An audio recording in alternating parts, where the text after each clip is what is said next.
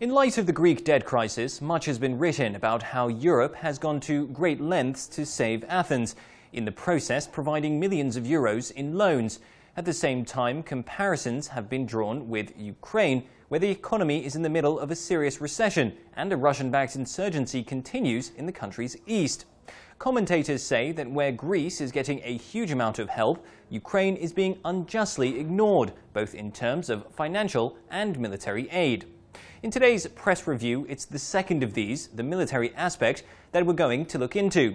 We're going to do it with the help of Andrew E. Kramer of the New York Times, who has penned a piece about the Islamic battalions who are helping Ukraine fight the Russian-backed insurgency.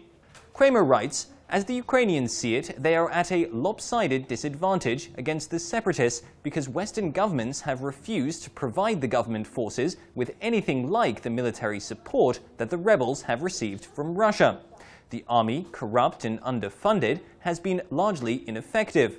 So the Ukrainians welcome backing even from Islamic militants from Chechnya."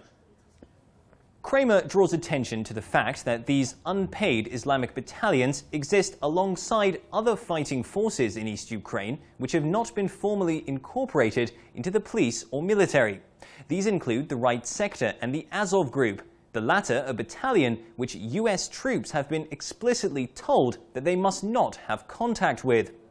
Kramer says, apart from an enemy, these groups do not have much in common with Ukrainians, or for that matter, with Ukraine's Western allies, including the United States.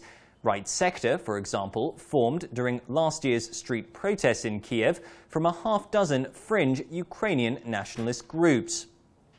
So why would Islamic battalions want to fight alongside these forces, some of whom have been labeled neo-Nazi?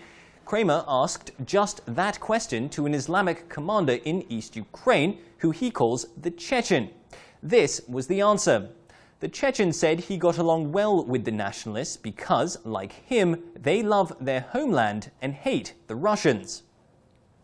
The Chechen goes on to tell Kramer how the Islamist struggle fits into the geopolitical standoff between Russia and the West, which has been created by the conflict in East Ukraine.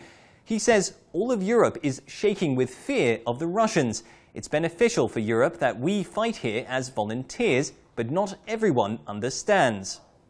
So the Chechen there hinting at the fact that he understands that the presence of his forces in East Ukraine is a highly controversial issue. Indeed, the Islamist Fighters, alongside other battalions not incorporated into the Ukrainian army like the Right Sector, are likely part of the reason why Europe and the US have thus far failed to provide Ukraine with lethal weapons. Do they in Washington and Brussels fear that those weapons could fall into the wrong hands? That's all we have time for today. Join us again tomorrow for another edition of the Press Review. In Kiev, this is Ukraine Today.